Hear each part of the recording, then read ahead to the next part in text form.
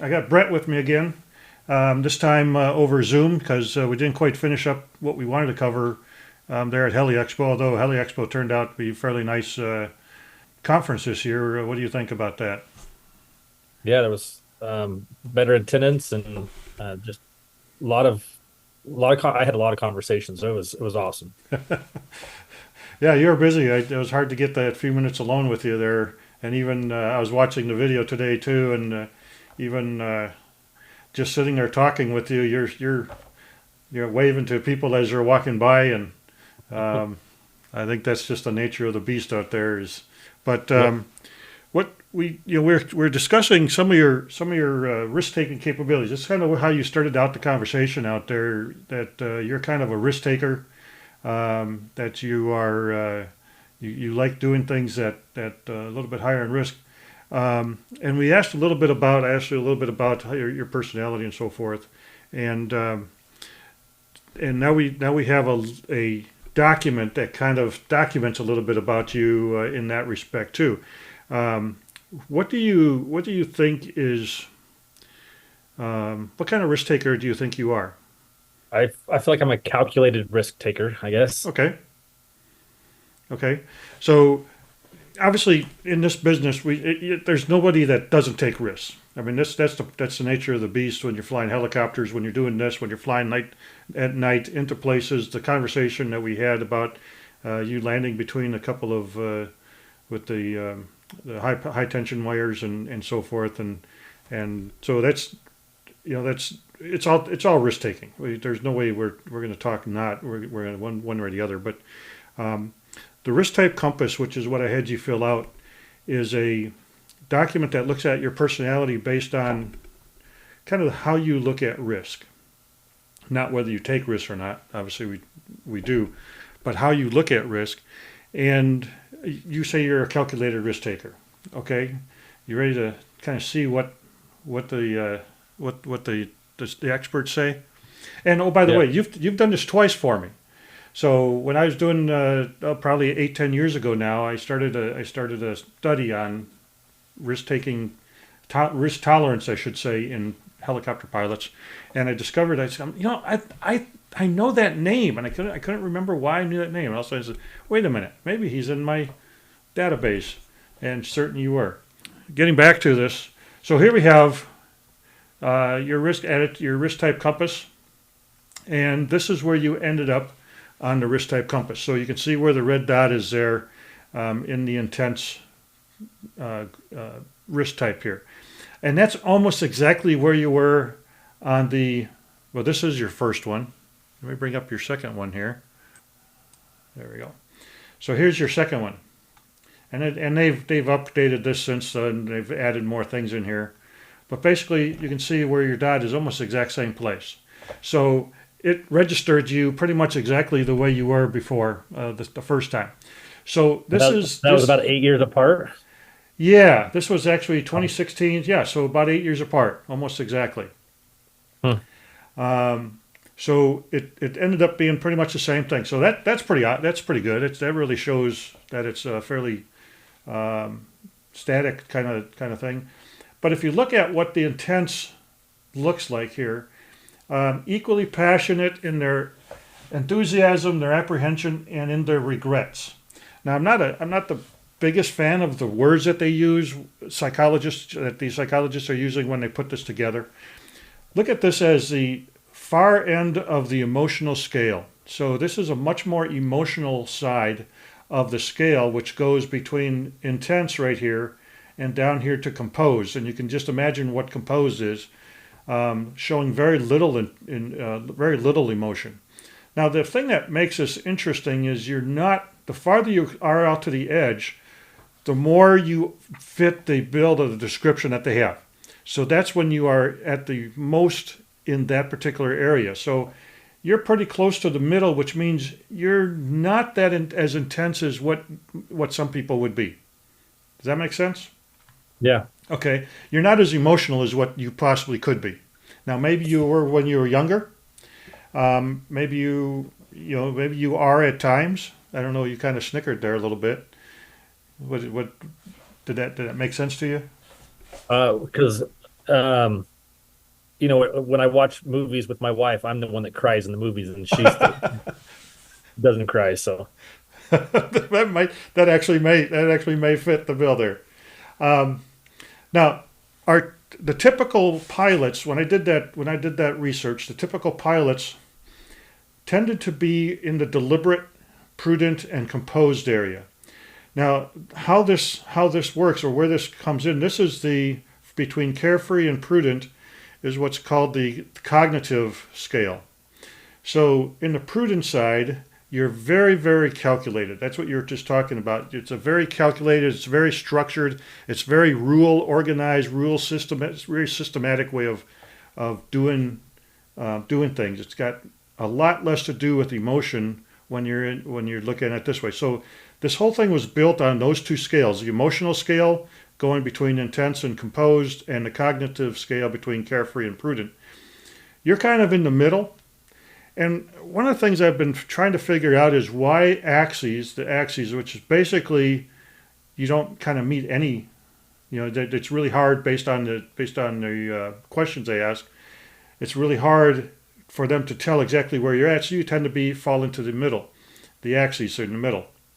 So to me, what that is telling me is, and this is what I talk about a lot when I talk about personalities, is we are a combination of who we were born to be, which is what this is trying to find out, and who we grew up to be. The classes you've been to, the people that you knew, the mentors that you've had, um, the skills that you have built, the experiences that you've had to deal with, like what we're talking about here. All those things make you who you are. And so when you do these assessments, you may, based on what you're doing at the time, or based on what you've done in the past, find yourself leaning in a direction that may not be the true you. So yeah, I think you're probably correct about watching movies with your wife. That may be more allowing yourself to be more of who you are, maybe much more over the intense side. So if all of these are the pilots, what's happening is to me is that right here is where we're trained. So we are trained to be rule oriented, structured, making sure we have a plan, making sure we have some way of getting things done correctly, and that's all part of, it's all part of that prudent personality type, and especially the deliberate personality type. It's very, very structured throughout here. As you get more towards the emotional part here, the composed area, this is more of the kind of I wrote the book type of thing. Where it's more about the knowledge and the skills that you've built up, where this is more about the rules that you follow. If that's just a kind of a generic way of saying it. So let's look at a different aspect of this. There's a whole bunch of stuff here you can look at. I like to look at this one here, and actually I'm going to look at your older one first. So what this part is doing, the risk attitude. Risk attitude is looking at which risks are you most likely to take, one or the other. So basically, this is an all sum. So this is 100%. If you tend to be closer to the recreational side, which is more of the physical risk taking, which obviously that's the largest piece of the pie.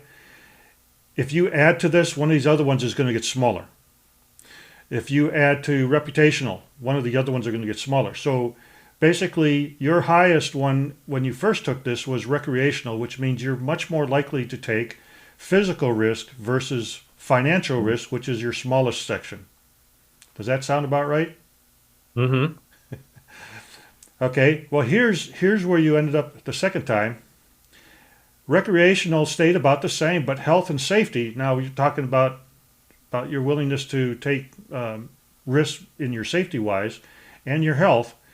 Financial has definitely gotten smaller. So when you took this the second time, just the last a month ago or so, the questions you were answering about the financial risk, you kept getting smaller and smaller on that one. You also increased in reputational risk. Now, reputational risk is basically you don't want people to, you're willing to basically say things that other people may not like. and you're not going to be as concerned about. You can still be concerned, but you're not going to be as concerned about it. That's kind of what reputational is. Social is how people actually look at you and the things that you do. So that's kind of where you're sitting now. Um, does that sound about right? Yeah, it's funny about the financial because we're in the process of starting to build a house, and so we've been dealing a lot with the banks, and I wouldn't doubt it if that had something to do with as you're answering the questions here that was part of your what was on your mind. That's pretty common with any personality assessment, is that what you are doing at the time oftentimes has an input into how you answer the questions at that moment in time. So that's the one problem with these type of things is they don't necessarily show the same thing each time. But yeah, that's that's interesting that you definitely have a financial thing going on where you are constantly looking at how much money you're putting out, and I'm sure it's not a fun thing to do this time. Right about now with mortgages the way they are. yeah. Um, so what do you think? This how do you think this actually fits into you taking the risks that you took there when you talked about the going between those two high power lines? Um, I know I'm kind of that was a very quick description, but I, I think that maybe I'd be more prone to let my emotions. Um, I mean, from that, I see that I'm closer to the emotional one. So maybe I let the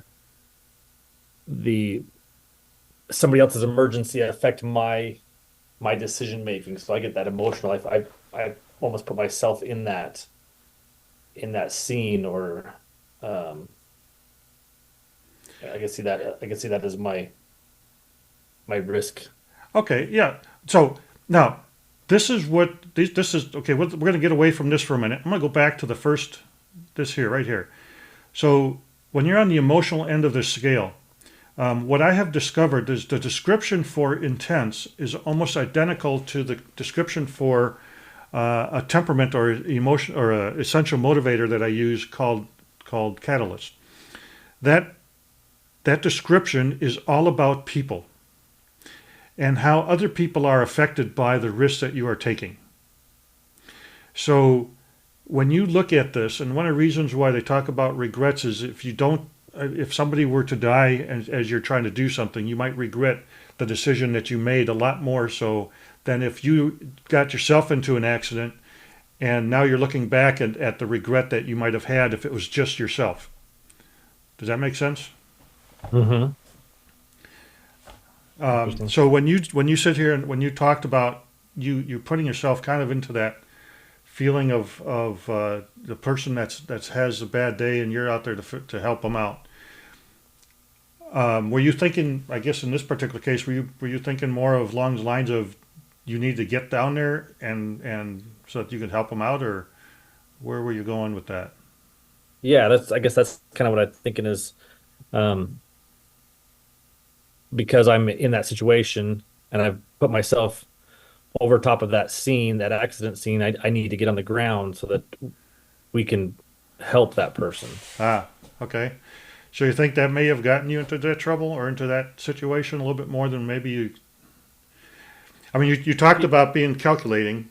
Obviously, now we're taking you out of the calculating mode a little bit. Hmm.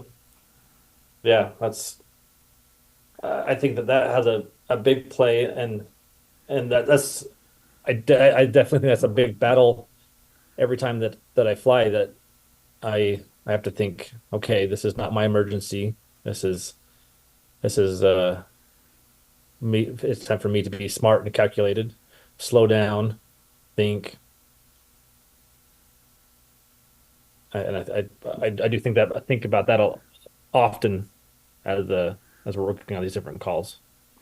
So one of the things that I discovered on myself is I'm very close to where you're at. So I know how this works a lot of times. I typically take higher risks when I'm on my own, which is unfortunately not a good thing to be doing.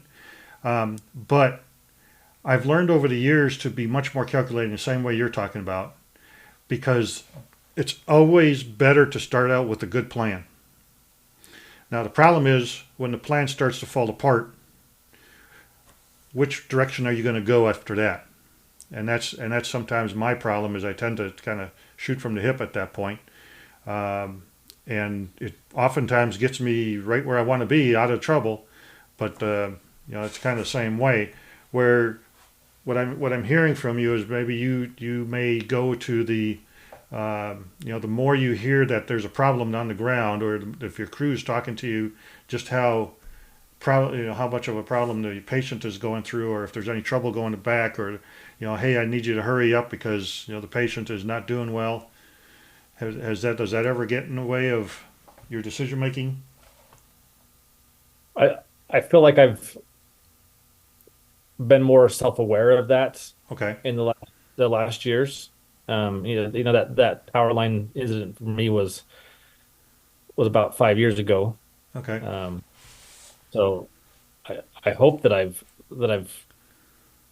matured, I guess, in yeah. my thoughts and try to be a little bit more centered Well, on access. that's certainly how it sounds. Um, is that you're kind of getting it, um, but yeah, it's not as easy as it sounds sometimes. But it's something that I know young pilots. Um, I can go back and tell you all kinds of stupid things I've done in the past, and a lot of them are from a lot my early days in flying, especially in the Army. We had a great time. We took risks that we probably didn't need to be taken, um, and yet I learned from all of that. And uh, it's a growing thing. It's a growing what do I want to say? It's kind of a nice thing to be able to um, gain some of these insights, hopefully, and get better at it as we. Let me go back to this one here. So I mean, it's kind of nice to be able to get some of these insights, I think, and that's one of the reasons why I wanted to do this. I can't tell you a whole lot about yourself beyond the few minutes that we're talking here, but hopefully that kind of gives you a little bit of insight into it. The risk type compass is a neat tool for kind of telling us a little bit about ourselves.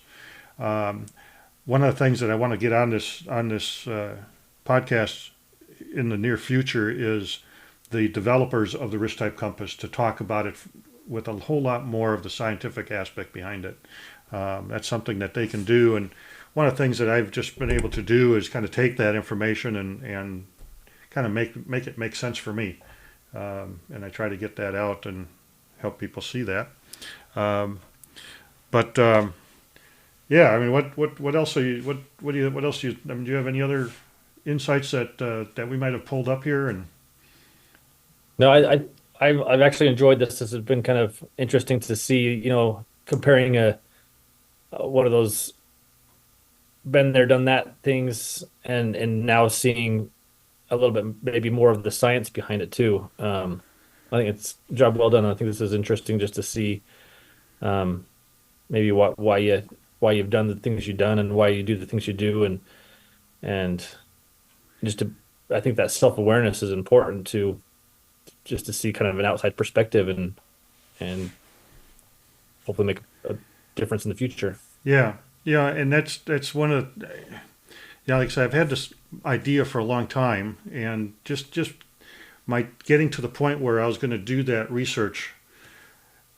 I just had this wild thing. So I'm thinking, wow, I found this assessment tool among many others that I've been associated with or that I've been certified in, and it's like I think this might be useful in the aviation industry.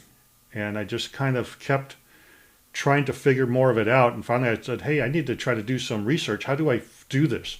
And I ended up getting in contact with the developers of the risk type compass.